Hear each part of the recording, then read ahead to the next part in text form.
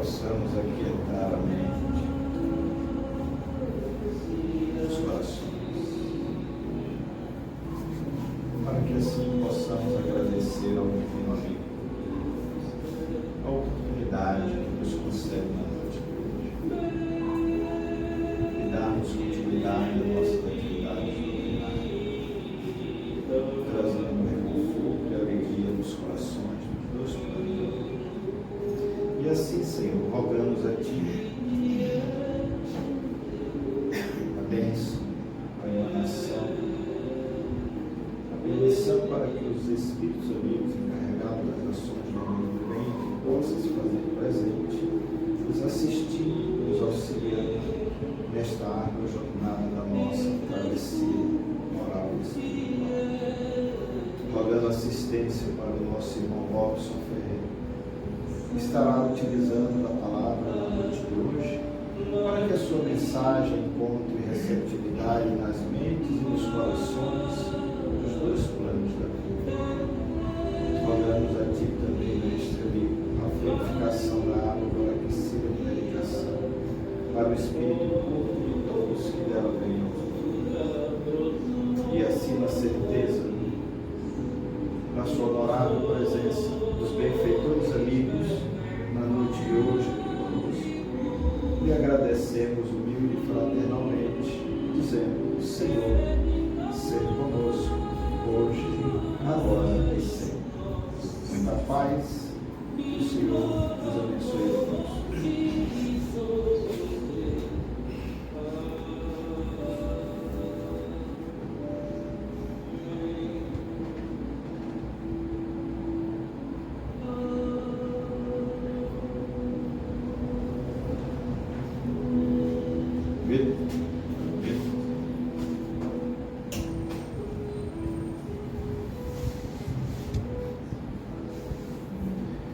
Gente, boa noite.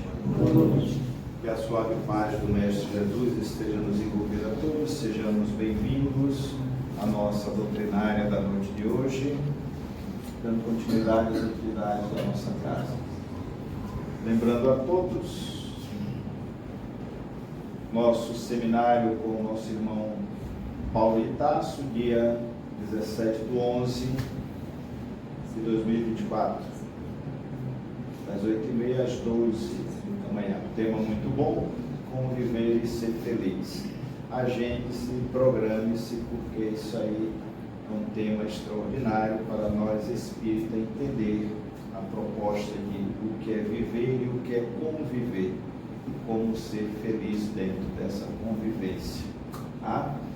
Nossa próxima palestra também dia 2/10, Jesus à porta, Kardec a chave, Chico exemplo, que é o nosso irmão Márcio Campos. E dia 14 de dezembro, vão se programando, é o aniversário da nossa casinha, que nós comemoramos todos os anos. Continuamos recebendo alimento não perecível, roupas se estiver em bom estado, a caixinha para ajudar a nossa casinha, para que os eventos, as atividades continuem a acontecer como vem ocorrendo. Convido aqui a nossa irmã Tatiane, secretária da casa, para um breve tópico do Evangelho, dona Tatiane. Um breve tópico do Evangelho. Em seguida, nosso irmão Robson terá uma hora para discorrer o seu tema: reencarnação, processo educativo. Que Jesus e os bons espíritos possam lhe inspirar, meu irmão. Boa noite. Robson,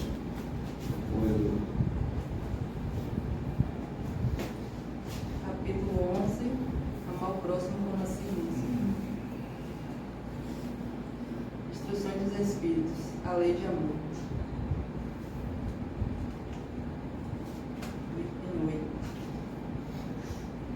O amor resume inteiramente a doutrina de Jesus, porque é o sentimento por excelência.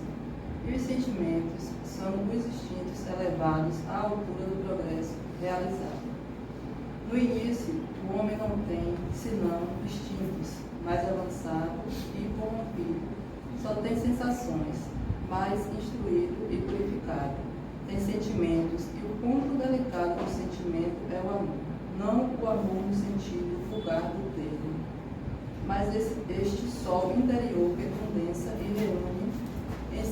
foco ardente todas as aspirações e todas as revelações sobre-humanas. A lei de amor substitui a personalidade pela fusão dos seres e aniquila as misérias sociais. Feliz aquele que, ultrapassando a sua humanidade, ama com amplo amor seus irmãos em dores. Feliz aquele que ama, porque não conhece nem a angústia da alma, nem a miséria do corpo. Seus pés são leves e vive como que transportado para fora do corpo. Não, transportado para fora de si mesmo. Quando Jesus pronunciou esta palavra divina, amor, ela fez estremecer os povos e os martírios, ébrios de esperança, desceram ao ciclo. O Espiritismo, a seu turno, vem pronunciar uma segunda palavra do alfabeto divino. Estai atentos, porque esta palavra ergue a pedra dos túmulos vazios e a reencarnação, triunfando sobre a morte, revela ao homem maravilhado seu patrimônio intelectual. Não é mais aos suplícios que ela o conduz, mas a conquista do seu ser, elevado e transfigurado. O sangue resgatou o espírito, e o espírito deve hoje resgatar o homem da matéria.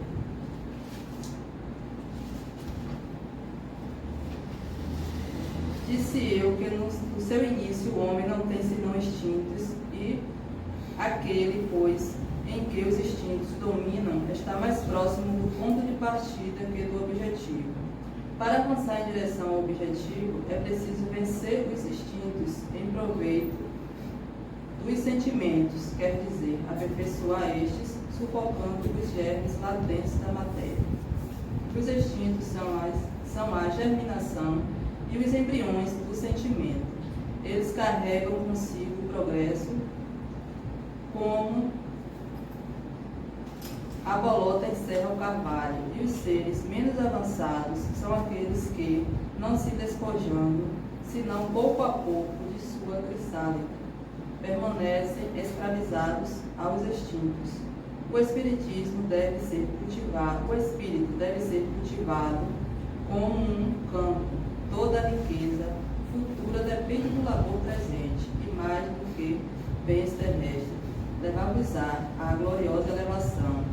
É então que, compreendendo a lei de amor que une todos os seres, nela encontrareis as suaves alegrias da alma, que são o prelúdio das alegrias celestes. Lázaro, Paris, 1862. Então fica aí, vamos à nossa reflexão, a lei de amor.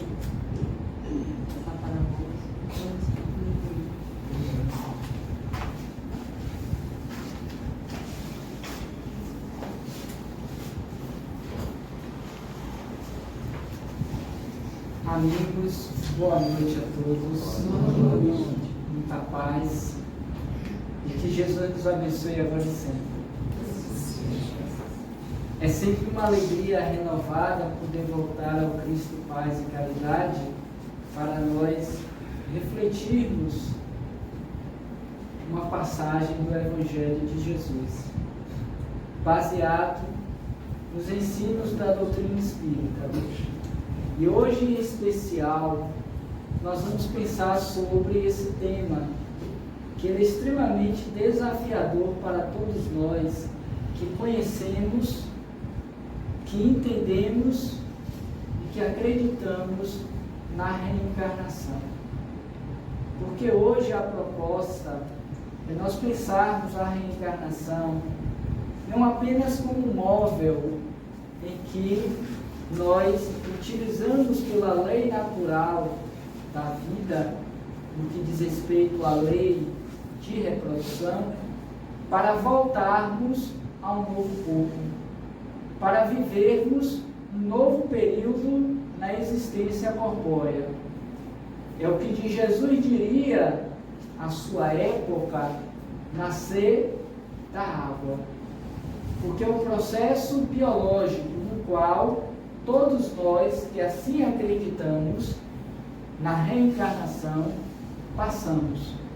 Não é um privilégio de quem acredita nela, não é um privilégio também para aqueles que se dizem espíritas, porquanto o espiritismo, ou melhor, porquanto a reencarnação não foi uma ideia, não foi uma invenção dos espíritos, mas uma realidade que muitos povos antigos, há mais de 5.000 anos, acreditavam nessa samsara, nesta roda em que o processo reencarnatório acontecia.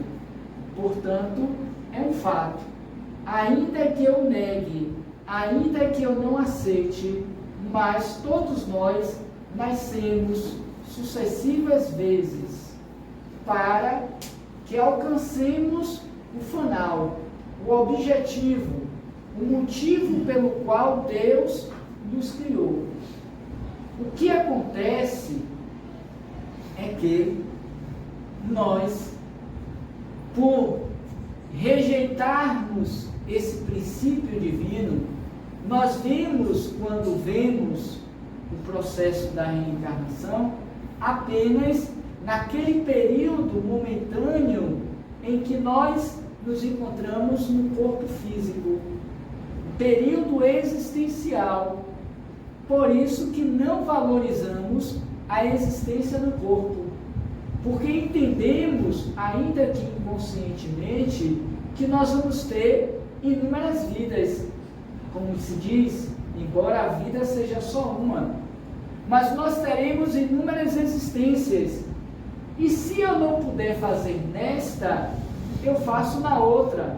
E se eu não conseguir fazer na outra, eu faço na outra. O que de fato isso acontece. Entretanto, se eu não tenho uma visão mais aquinhoada, uma visão mais estendida, mais dilatada desse processo que em parte ele é apenas biológico, e transcendo a visão limitada do aqui e da agora, e começo a perceber a existência como um móvel de nos levar à perfeição, eu passo a compreender, eu passo a viver mediante a lei esta que está em nossa consciência, conduzindo e estabelecendo aquelas que serão para nós os resultados das nossas escolhas. Porque na medida em que eu compreendo, que eu aceito a dinâmica da vida e entendo que para além do nascer no corpo eu preciso nascer do espírito, eu passo a compreender que a reencarnação é um processo educativo. É um processo no qual nós estamos em um exercício constante de aprender para desaprender, para reaprender, conforme é a base da educação vigente. Aprender para conhecer, aprender para fazer, aprender para conviver e o aprender para ser. Portanto, não se conhece apenas para chegar ao fito de ser. É preciso que eu passe por etapas, por processos reeducativos, nos quais eu vou aprendendo, desaprendendo, para aprender novas possibilidades de conhecer aquilo que antes eu já conhecia, mas que não agia de acordo com o que era ou seria ideal. Como qualquer aprendiz que se insere dentro do mundo do trabalho ou no mundo escolar e que na primeira fase do aprendizado existem muitos erros, equívocos, e existem aqueles outros que são mestres, professores, que vão orientando aquele ser no exercício da sua capacidade intelectiva, profissional ou técnica. até que ele chega a uma condição de ter a capacidade e a competência de fazer sozinho aquilo que antes ele precisava de apoio e de ajuda. Para que mais tarde somente ele possa, mediante aqueles que estão chegando e ele que já se encontra mais avançado, poder ajudar aqueles que estão começando, como ele for um dia. Mas que nesse ir e vir do tempo, das etapas, da vivência no ambiente escolar ou profissional, ele vai se aparelhando, vai se aperfeiçoando, vai se tornando cada vez mais capaz de poder fazer com que aquele aprendizado inicial que lhe era difícil, hoje passa a ser natural. Qual acontece, enquanto exemplo, aprender a dirigir. Todos aqueles que hoje dirigem sabem como foi o início do processo. Quantos medos, quantas incertezas, inseguranças, quantas mãos, quantos olhares, quantos pés para poder dominar a máquina. Na medida em que o tempo foi passando, que ele foi se habilitando como motorista, e que não é da noite para o dia, ele vai se tornando hábil, competente e capaz de poder dirigir sem ter preocupação com o retrovisor, sem ter preocupação com o que está na frente, de estar ligado, se lá os equipamentos estão ou não ligados, a setinha, ou seja, ele até se torna, em alguns casos, imprudente e invigilante, motivo pelo qual muitos acidentes ocorrem. Se nós pegarmos isso como base natural do dia a dia nosso, nós vemos que esse ser que iniciou inseguro no volante, ele hoje passou a ser um condutor mais eficaz, mais capaz, porque ele passou por um processo reeducativo. Da maneira como ele agia e se utilizava daquela máquina que era o carro. O carro serve para o motorista, como o corpo serve para o espírito. E o espírito, ele é em essência um motorista, em que ele vai conduzir o veículo para onde lhe aprouver, sabendo-se que ele será sempre o responsável pelas coisas que acontecerem ao veículo, ao corpo. Porque ele tem a capacidade e a liberdade de escolher o rumo, a direção, o caminho, o destino pelo qual ele vai seguir. E dentro desses processos de idas e vindas, mediante as escolhas feitas, ele vai aprendendo qual é o melhor percurso, qual a melhor sinalização, qual o melhor direcionamento que ele vai dar para que a sua viagem seja mais tranquila, mais próspera, mais eficaz do que quando ele começou as suas viagens iniciais. Assim também é o espírito no seu processo de evolução. Porque se nós pegarmos, nós trouxemos alguns livros como referência, se nós pegarmos esse que é o base do Livro dos Espíritos e formos à questão 132 do Livro dos Espíritos para dar início a esse aprofundamento teórico do tema, nós vamos ver que Kardec, quando vai tratar sobre o objetivo da encarnação, pelo qual nós estamos no corpo como motorista, os espíritos vão perguntar, os espíritos vão responder à pergunta de Kardec. Deus lhes impõe a encarnação, como nós estamos ora, com o objetivo de fazê-lo chegar à perfeição, que é o último estágio do processo da evolução. Em que pese que essa evolução ela é infinita, ela não tem um fim. O próprio Jesus, ainda hoje, 2000 anos depois, ele continua em um processo evolutivo. Só que não mais na mesma linha de aprendizado que nós. Pois que quando ele aqui esteve conosco, ele já não precisava mais de nenhum aprendizado do ponto de vista da terra, porquanto ele era o espírito mais evoluído que a terra concebeu.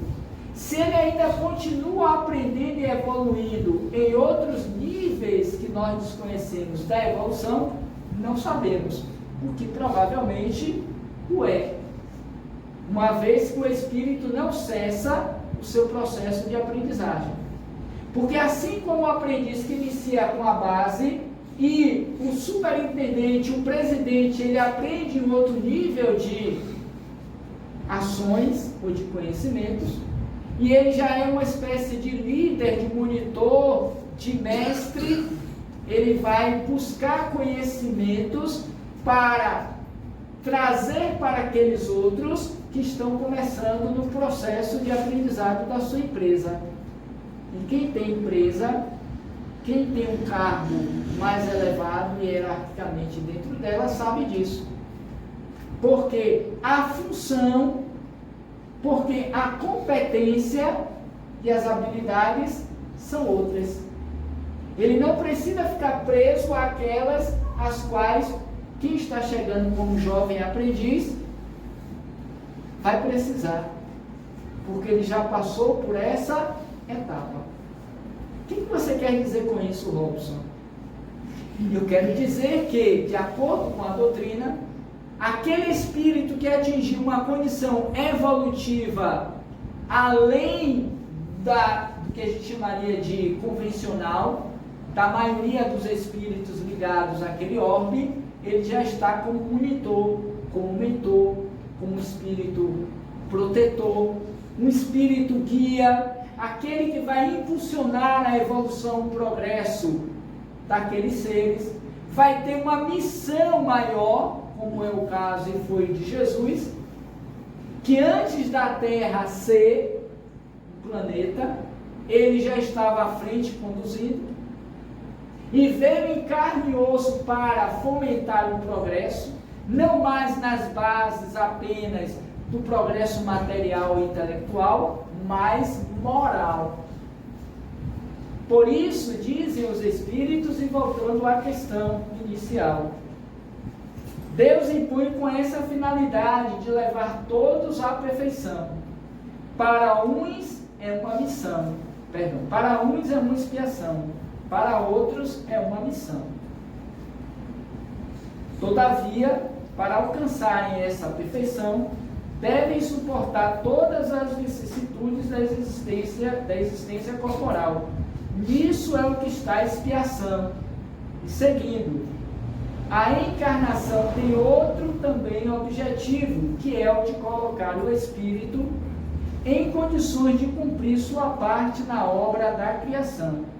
Para realizá-la, é que ele em cada mundo toma de um aparelho em harmonia com a matéria essencial desse mundo, cumprindo aí, daquele ponto de vista, as ordens de Deus, de tal sorte que, concorrendo para a obra geral, ele próprio se adianta. Só essa segunda parte da resposta dada a Kardec, nós temos material suficiente para compreender o porquê que a reencarnação é um processo educativo, é um processo de reaprendizagem daquilo que nós inicialmente começamos de forma malbaratada e equivocada. Porque também é da lei, dentro desse princípio reencarnatório, que cada um se responsabilize por aquilo que tiver feito mediante as escolhas feitas. Porque se eu tenho livre-arbítrio de escolher, eu passo a ter a responsabilidade pelas escolhas que eu fiz. E aí eu passo também a entender o meu grau de conhecimento e de utilização da lei, porquanto um espírito que não tem um nível de conhecimento, de maturidade espiritual elevada, ele vai utilizar-se dessas leis para uso pessoal, para se favorecer em situações que ele acha necessárias, que ele tem necessidades. E aí ele começa a corromper, ele começa a fazer um mau uso daquela oportunidade encarnatória que ele teve. E como a lei nada passa ao desconhecimento de Deus, pois que tudo fica gravado na consciência, lá um dia, quando desperta, quando toma ciência dos erros perpetrados, ele sente-se no dever, na obrigação de voltar àquele ambiente para se reconciliar com a lei. E todas as vezes que ele vem se reconciliar com a lei, ele está em um processo educativo, qual nós fazíamos, não sei hoje, os pais, de pegar a criança ou os educadores, de fazer com que ele refaça a lição, porque foi encontrado erros. O erro é um processo, e hoje já se estabelece dentro da educação, como sendo uma necessidade para o aprendizado. Porque se você não testa, se você não erra, você não aprende. Na nossa faixa etária evolutiva, seja no corpo ou fora dele, a probabilidade de erros, de equívocos, é bem maior do que a dos acertos. E é por esta razão que nós estamos continuamente encarnando. O que é a reencarnação? É o conjunto de encarnações. Eu reencarnei, voltei ao corpo. Por isso que ele vai dizer aqui, na primeira parte, a encarnação tem por objetivo a expiação ou a missão. Olha que ele não coloca a missão em primeiro lugar, ele coloca como a segunda possibilidade, para aqueles que já estão mais adiantados no percurso. Aqueles alunos mais desenvolvidos, mais capacitados ao conhecimento. Porque esses vão favorecer aqueles que estão iniciando o processo daquele aprendizado. Como se fossem monitores. No mundo espiritual nós chamamos de espíritos guias, espíritos protetores, o anjo da guarda. O anjo da guarda é o monitor da encarnação daquele ser que está em exercício de aprendizado. Moralmente falando. Então ele vai estimular ao seu tutelado a caminhar mais depressa no processo da evolução moral. Eis porque, dentro do lema de Kardec, nascer, morrer, renascer, progredir ainda e sempre, tal é a lei. Porque se Deus se Deus impôs a encarnação como o objetivo de nos levar à perfeição, significa dizer que essa perfeição ela não se dá da noite para o dia. Isso é algo que demanda milênios, séculos. É um processo natural. Como é um processo natural nosso andar para frente. É ou não é verdade? Quem anda aqui para trás, você pode até se utilizar desse recurso em algum momento. Opa! Aí você dá os passinhos para trás. Como o próprio carro, utilizando ele ainda como pano de fundo, metáfora. Você não tem um carro para ficar andando de costa, de ré, porque você sabe que a sua visão lhe impõe a seguir para frente. Os desvios, as entradas, as transversais fazem parte do processo de aprendizado. E quando eu entro em uma rua a qual não estava na programação, aí eu dou ré. Eu volto ou faço um balão lá na frente e volto. A reencarnação tem esse móvel de proporcionar ao espírito dar essa ré e mais à frente fazer o retorno, porque o destino dele é lá na frente. Olha como as coisas casam, não tem nada de diferente. Então a reencarnação passa a ser educativa, porque ele diz, não, da próxima vez, vê se não é assim, da próxima vez eu já não vou mais entrar naquela rua, não vou mais por aquele caminho, porque eu aprendi uma vez indo que não me levava ao local, e que eu estava indo, e eu precisei voltar para poder retomar o caminho. Isso é da lei. Por isso que nada passa impune aos olhos de Deus. Não é que Deus fique fiscalizando, cobrando, punindo. Muitos acreditam que a reencarnação é um processo punitivo, em que Deus está nos cobrando e nos punindo pelos erros cometidos. Não é verdade. Na perspectiva da doutrina espírita, há muitas teologias que acreditam nisso, defendem isso como uma lei, mas como um dogma. Mas a doutrina espírita se não pensa, porque Deus, que talvez não seja o Deus dos outros, é um Deus de misericórdia e de amor. É um Deus que nos possibilita resgatar os nossos débitos para com a lei de uma forma suave. O meu jugo é suave e o meu fardo é leve. Vinde a mim todos vós, que se encontra aflitos e sobrecarregados, e eu vos aliviarei. Essa é uma fala de Jesus que nós encontramos no Evangelho segundo o Espiritismo, no capítulo 6, o Consolador. Jesus, depois de mestre, ele era o Consolador das almas endividadas. Por isso que se diz que o Espiritismo é o Consolador prometido por Jesus, porque ele sabia que ele iria retornar às regiões blandícias do universo, que nós desconhecemos. E ele então vai dizer, não vos deixarei órfãos, rogarei ao meu Pai que vos envie um novo Consolador, em que nele nós teríamos o roteiro, continuaríamos a ter o caminho, a verdade, a vida,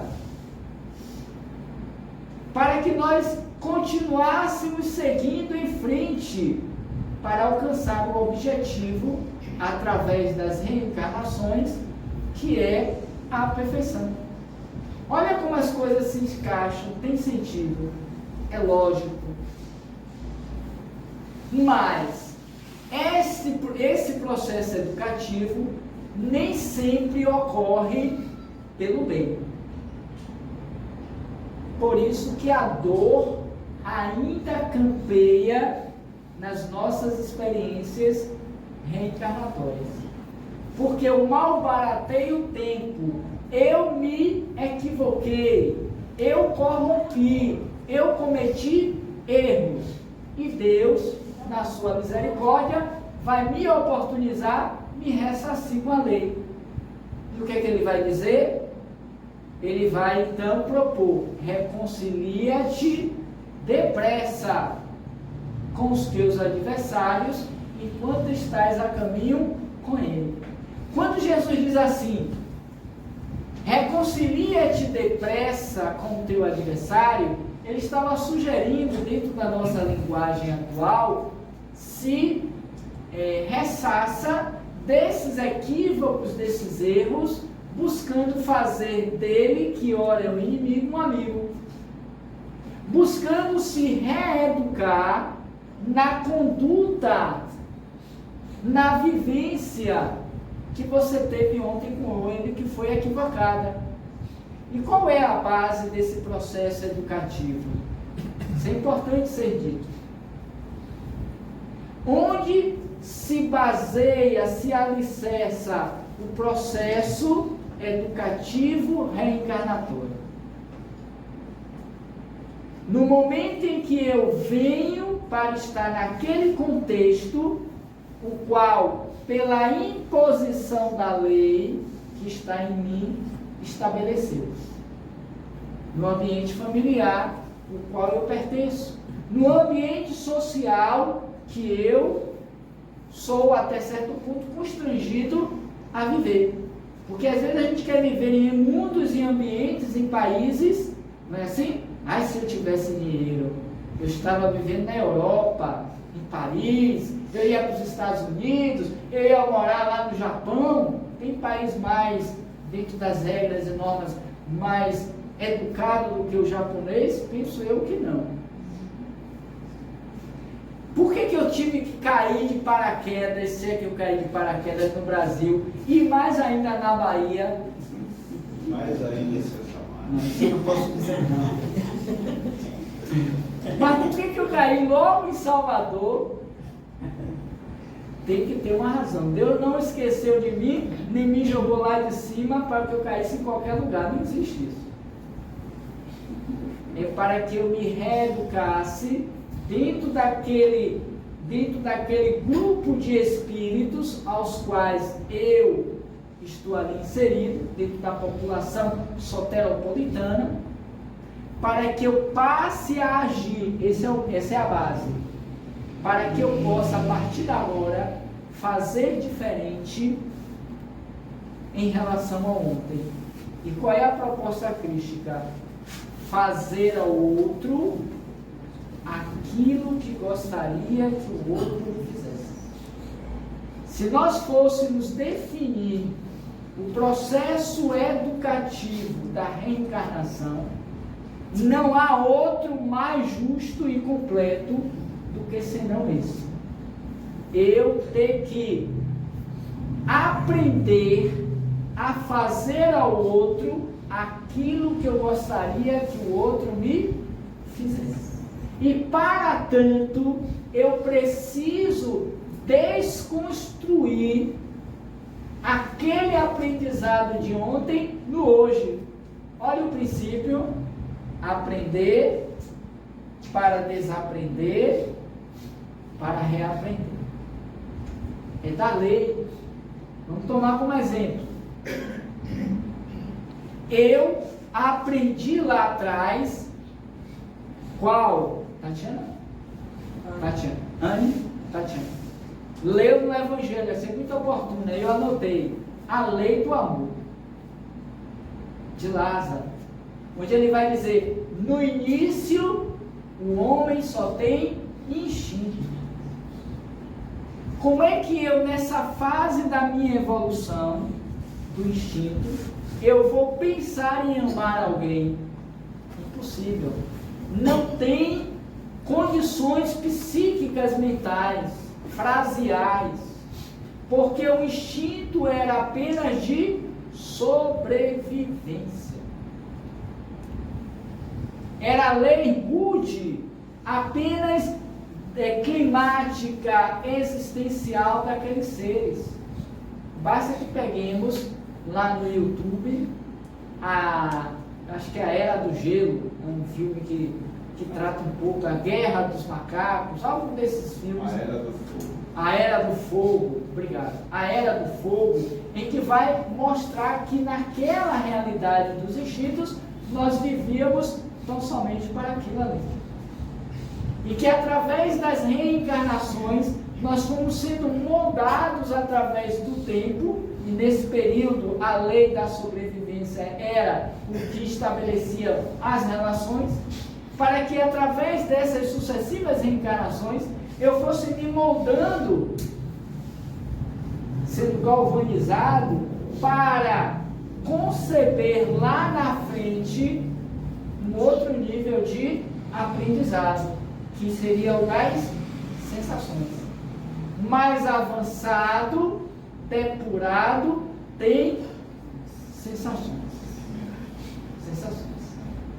As sensações é o estágio em que nós estamos vivendo, mas ainda é uma sensação do baixo ventre, do umbigo para baixo, em que as sensações corporais, as paixões que falávamos mais cedo, transitórias, que nos tomam, que nos enlouquece, que fazemos matar, que fazemos abandonar uma relação aparentemente consolidada de um casamento de 20, 30 anos, de negar tudo para seguir o outro ou a outra, uma paixão de querer ter bens a ponto de colocar em risco a minha liberdade, porque eu já tenho um discernimento do que é certo, do que é errado, do que é bom, do que é mal, e Deus permite para que a gente aprenda, porque o verdadeiro aprendizado não está na pesca, não está no que o professor coloca no quadro, é o que a gente pega e apreende mediante o estudo contínuo. Então, nessa fase, eu entendo que eu tenho que desaprender aquilo que no período do instinto era a lei, era o instinto. Porque naquele momento era permitido, aceitável. Mas não quer dizer que por isso eu fique isento daquelas ações. Porque a lei vai me convidar a eu começar a agir com o outro com o quê? Com respeito, com empatia, com dignidade, respeitando o direito do outro, a posse do outro. É um novo aprendizado. Mas para que eu aprenda esse nível novo de hoje, eu precisava ter o anterior. É um comparativo ao processo educativo, é sempre um comparativo. Todas as escolas teóricas, filosóficas, partiram sempre de um ponto do que já existia, para fomentar um novo saber, uma nova perspectiva. Assim funciona a ciência. Ela não parte do zero, ela parte de um pressuposto existente, de que alguém já testou e que vai o quê? Elaborar de uma forma mais científica, de uma forma mais observável e não tão empirista. E aí a gente vai aprendendo com erros, com acertos. É a tal história de Edison, que não é o daqui. Como é o nome dele, Edison? Daqui. O da luz. E que da lâmpada. Thomas Edison. Que ele vai, então, precisar de muitas testagens que para o seu auxiliar foram erros, mas que ele vai dizer, como sabedor que era, de que ele fez 999 tentativas de dar certo. É a visão do erro hoje, né? Dentro da pedagogia. Você não erra, você testa o acerto. E aí percebe que ainda não é o acerto ideal. E aí vai testando até que você chega ao resultado. Percebem? E Deus vai o quê? Dando oportunidade para que a gente possa aprender do correto.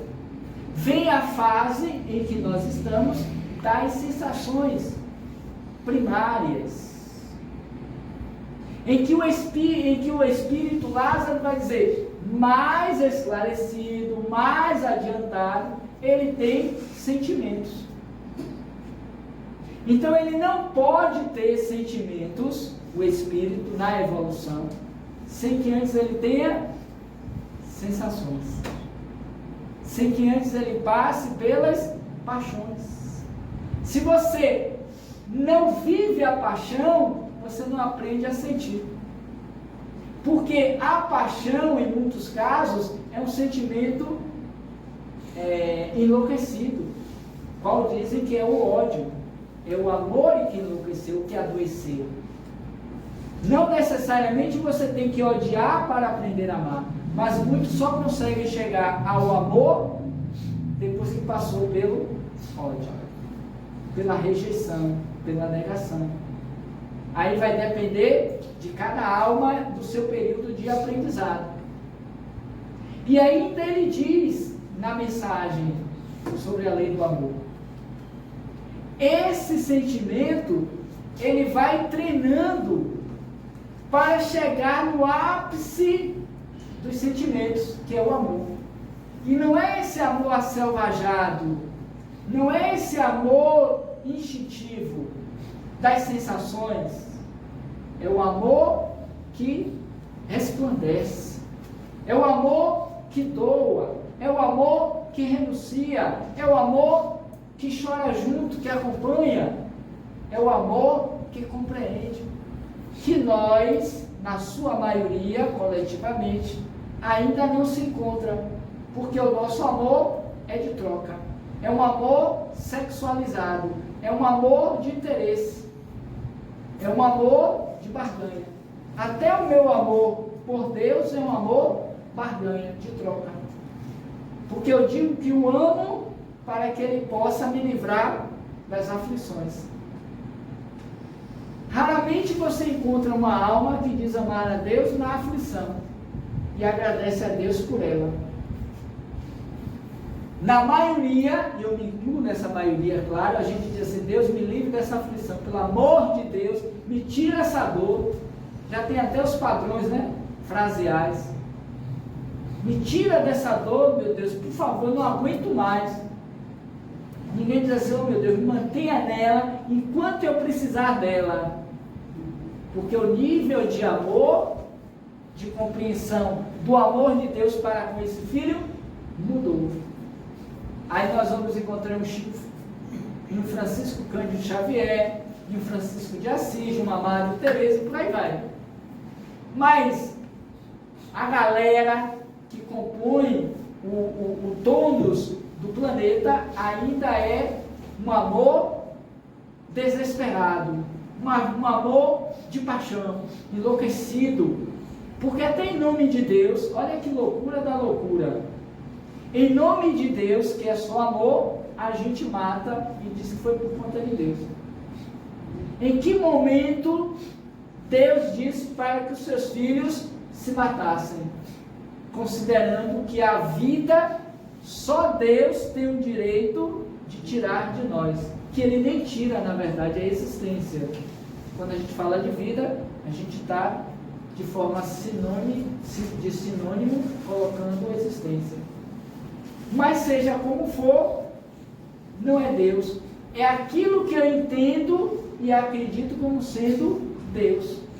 Aí eu estou em um processo educativo para ter estendida a minha visão de Deus. E assim serve para tudo e para todos. Então, qual é o objetivo da encarnação do Espírito? Levá-lo à perfeição. A perfeição é um processo educativo. A metodologia do aprender, que não se dá em uma encarnação. E aí eu preciso me esforçar, como um aluno que quer passar de ano, a compreender esses ensinamentos, a colocá-lo em prática, para que ao final do ano letivo, como está acontecendo agora, eu tenha as notas mínimas, que antes era 7, depois passou para 6, depois para 5, acho que agora é 4, para a gente poder ter acesso a uma nova classe. Aliás, hoje não tem nem mais nota, você não pode, de acordo com a educação, o Ministério, você não pode mais reprovar o aluno. Para não dar ideia de que é todo mundo ignorante e a escola não foi bem sucedida. Então a gente começa a ver os entroncamentos, os equívocos da lei que nós construímos. Agora reparem, antes de adentrarmos em Emmanuel, reparem que entre a lei dos homens e a lei de Deus existe uma distância grande, porque estas que são estabelecidas por nós fazemos os joguetes dos interesses, nós usamos de conformidades com nossa vontade, como nos aprovém. A de Deus, ela está acima. Independentemente se eu sou espírita, se eu acredito em reencarnação, se eu sou católico, acredito na virgindade de Maria, se eu sou evangélico e acredito lá nas crenças dos evangélicos, né? Ou qualquer uma outra religião, ou ainda mesmo ateu, porque hoje já tem uma denominação nova que é o ateu cristão. A lei de Deus está acima, e que todas essas correntes teóricas, filosóficas e religiosas estão submetidas a ela. Porque a evolução é um processo comum a todos, e ninguém pode usurpar as regras estabelecidas por Deus. Nem o próprio Jesus, que é a história dos milagres, nem Jesus à época, ou ainda hoje, ele é capaz de burlar a lei de Deus. Eu sou seu filho primogênito, eu sou o seu filho primeiro. Você pode ser o que você for, meu filho, mas você não pode destituir a minha lei. Percebem? Porque está acima. Até o próprio Deus acredita nisso. Ele não pode derrogar as próprias leis. Em que momento, desafio a vocês e que nos veem aqui depois, em que momento Deus derrogou a lei dele?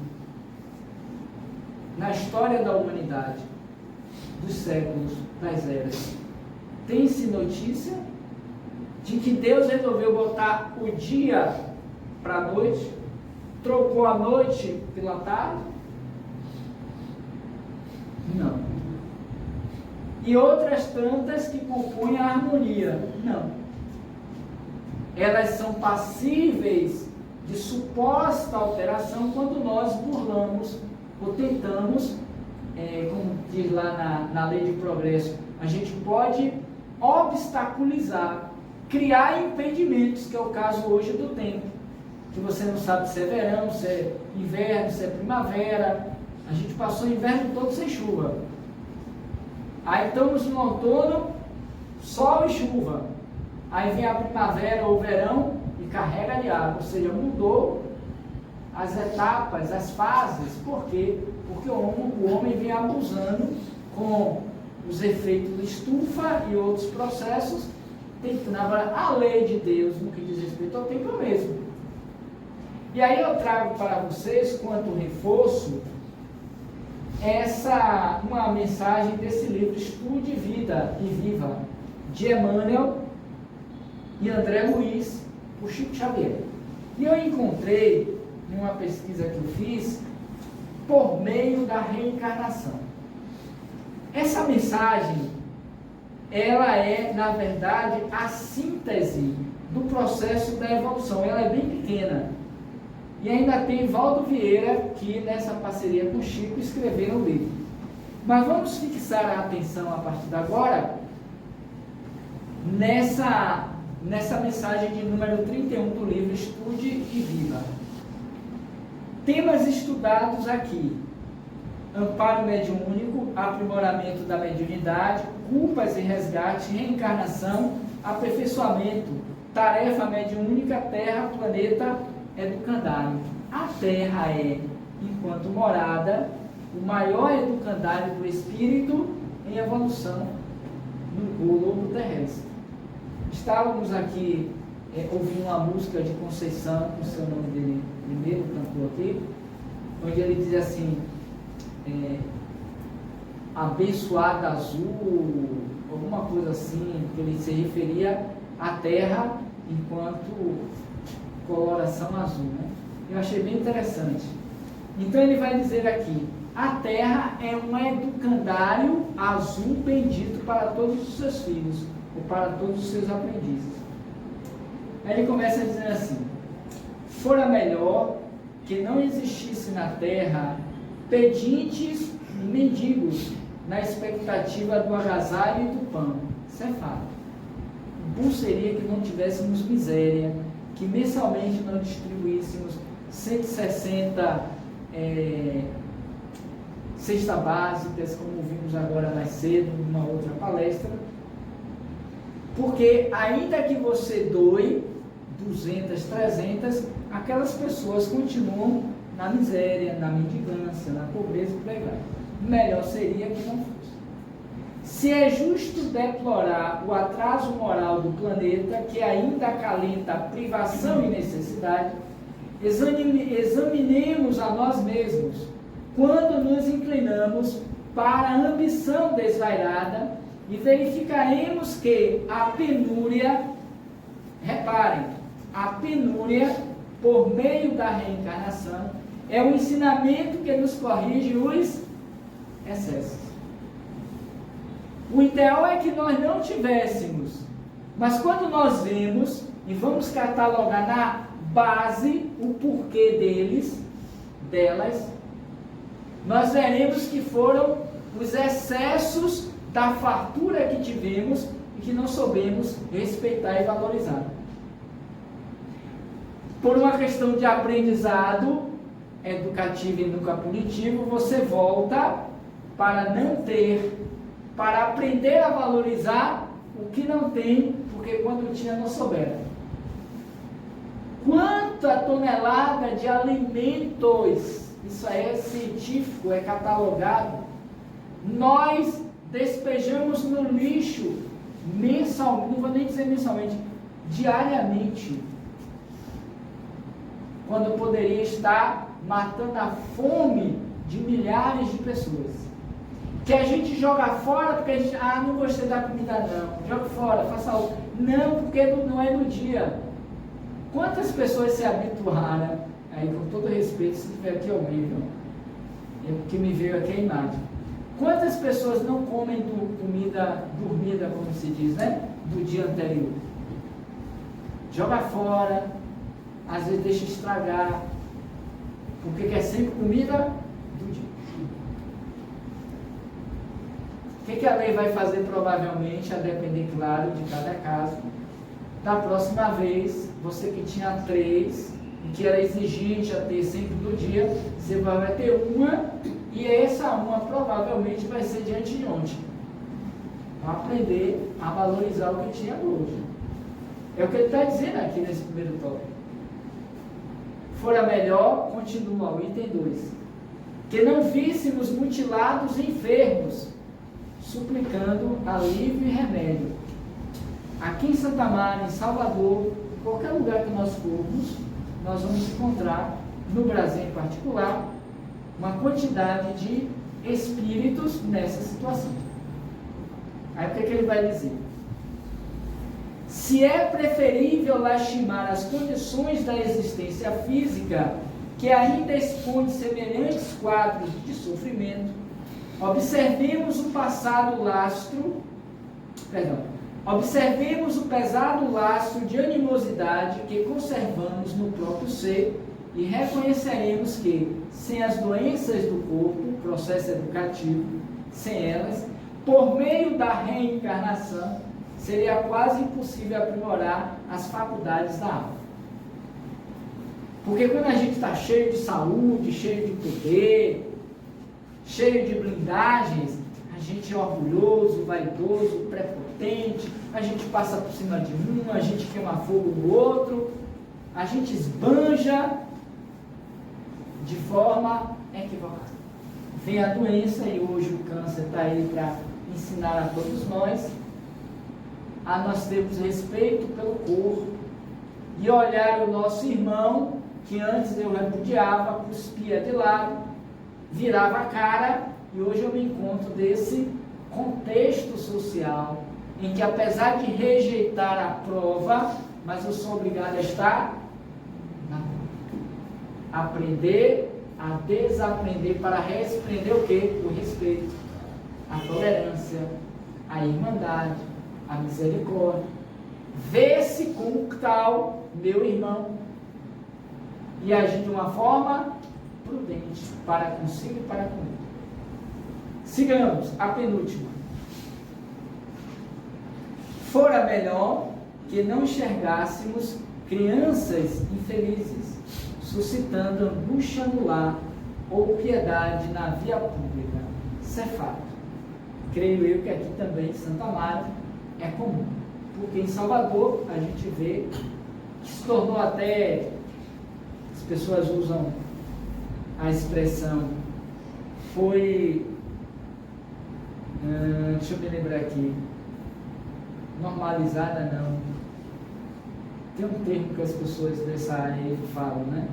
Se tornou uma coisa, naturalizou, né? Se tornou naturalizada. Você vê uma criança pedindo dinheiro na rua, no ponto de ônibus, ali na sinaleira, é uma coisa que já se naturalizou. Como se o natural fosse de Deus e aceitável. Não é isso mesmo, a ideia é isso mesmo, a pobreza está aí para todo mundo, a dificuldade. Então a gente pode aceitar como um padrão da sociedade atual esses meninos como aqueles idosos ou qualquer outro pedinte, embora ele aqui esteja falando especificamente na criança. Mas voltemos. Fora melhor não enxergarmos crianças infelizes suscitando angústia no lar ou privacidade na vida pública. Se é natural comover-nos diante de problemas assim dolorosos, meditemos nos ódios e aversões, conflitos e contendas que tantas vezes carregamos para além do sepulcro, transformando-nos, depois da morte, em espíritos vingativos e obsessores, e agradeceremos as leis que nos fazem abatidos e pequeninos por meio da reencarnação, entregando-nos ao amparo e ao arbítrio daqueles mesmos irmãos a quem ferimos noutras épocas, a fim de que nós, carecentes de tudo na infância, até mesmo da comiseração maternal, que nos alimpe e conserve o organismo indefeso, venhamos, por fim, a aprender que a eterna sabedoria nos ergueu para o amor imperecível na vida triunfante. Deixa eu abrir aqui um parêntese para que no futuro quem assista a nossa live, eu vou postar lá no nosso canal Roteiro Espírita, para quem não escutou.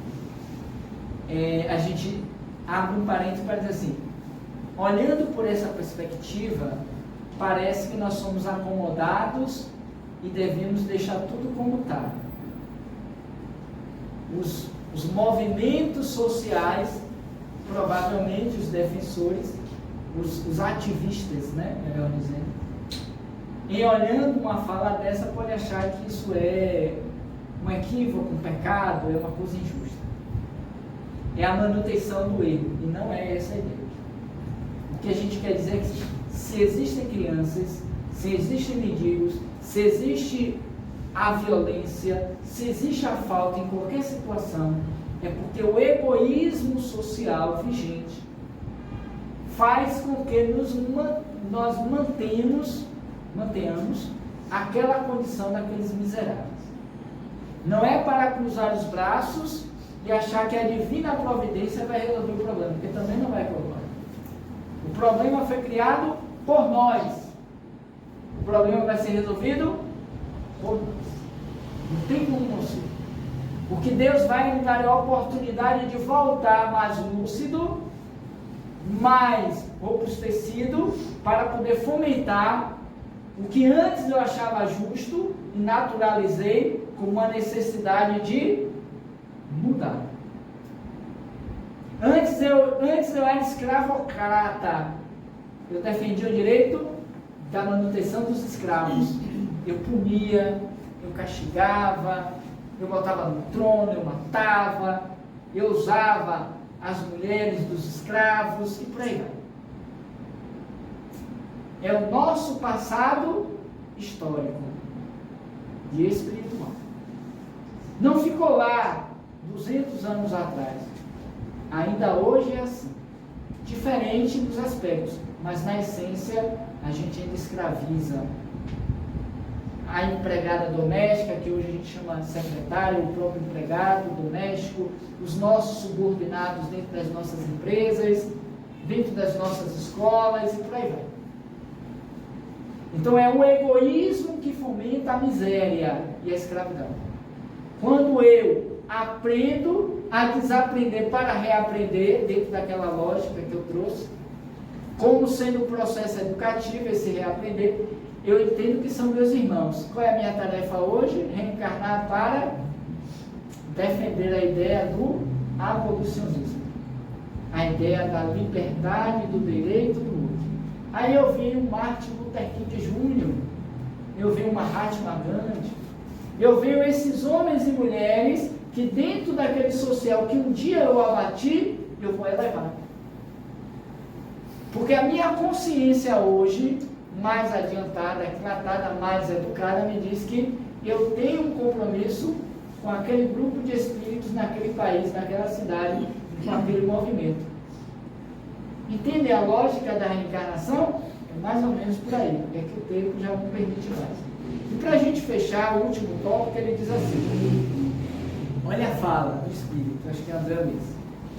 Bendita terra, ou terra bendita, a nossa escola, o nosso educador.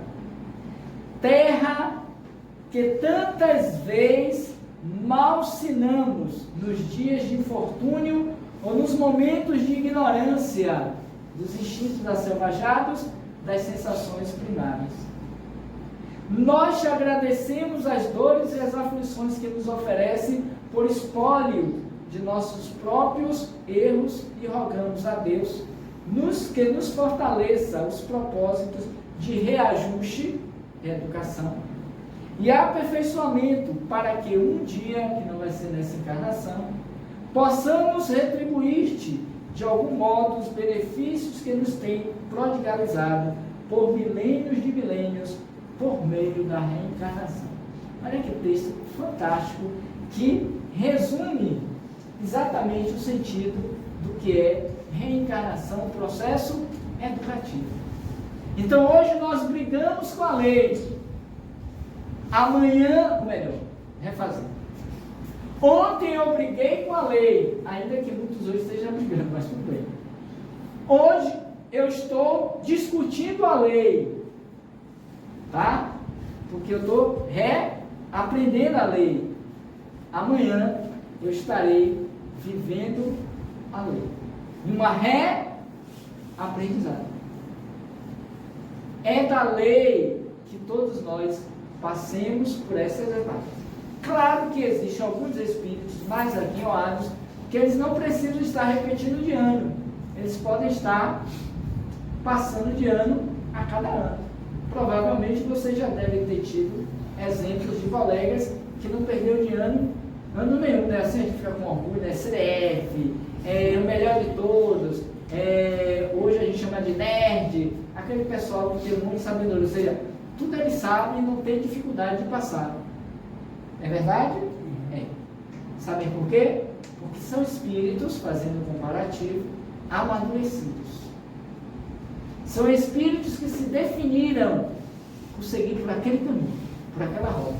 Então, o processo educativo se torna mais saudável, mais agradável. É o que os espíritos chamam pelo caminho do bem, do amor. São as duas vias do progresso, da evolução. O bem, pelas vias do bem, das dores, ou do amor, do sofrimento, melhor dizendo. Então, o sofrimento é uma dor moral, não é uma dor física. A dor física é aquela que eu sinto no corpo. A dor moral é aquela que eu sinto na alma em consequência da dor física que hoje eu tenho. Porque eu me dou conta que eu poderia estar em uma condição melhor. Dá um exemplo só para a gente fechar por conta do tempo. Aquela pessoa que entrou na vida com todas as facilidades econômicas, sociais e culturais para poder fazer um caminho de progresso material tranquilo, sem grandes despesas ou dispensas, alguma coisa assim. Porque teve uma família consolidada, teve um lar, teve a casa, teve a escola, teve o trabalho, teve a educação. Ou seja, dentro da perspectiva humana nossa, assim, vai ser uma pessoa bem sucedida. Começou a caminhar por essa linha, Mas em um determinado momento em que o livre-arbítrio começou a ser mais alargado, ele começou a fazer opções de extravagância, de abuso, de excessos, ou também de desrespeito, largou lá à toa, não validou o que tinha, deixou lá que as moscas, que as traças, que os ladrões levassem, porque achava que aquela fortuna, aquelas condições nunca iriam terminar. Um dia a casa acabou, perdeu tudo. E hoje, na miséria, na falta, é dependente dos parentes, a quem muitas vezes ele negou assistência, ajuda, quando estava em cima da crista, em cima da onda. E que hoje, para abater o orgulho, a vaidade e aprender com os erros, porque não estava na programação, é outro equívoco nosso, achar, estava na programação reencarnatória, vir rico e ficar pobre, bobagem. Veio rico para ajudar a crescer e ajudar a crescer os outros. Veio pobre não para ficar na miséria, para que dos recursos da habilidade, da competência, da persistência, do trabalho, alcançar a sobrevivência do corpo e a satisfação pessoal. Então a dor moral, que é o sofrimento, faz com que a gente repense para que na próxima encarnação a gente entenda, aprenda a valorizar. E em não tendo, aprenda a respeitar também.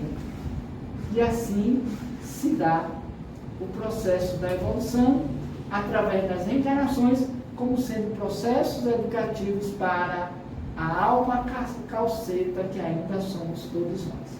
E aí eu encerro com uma frase de uma palestra também que está lá no canal Roteiro Espírita, que diz assim: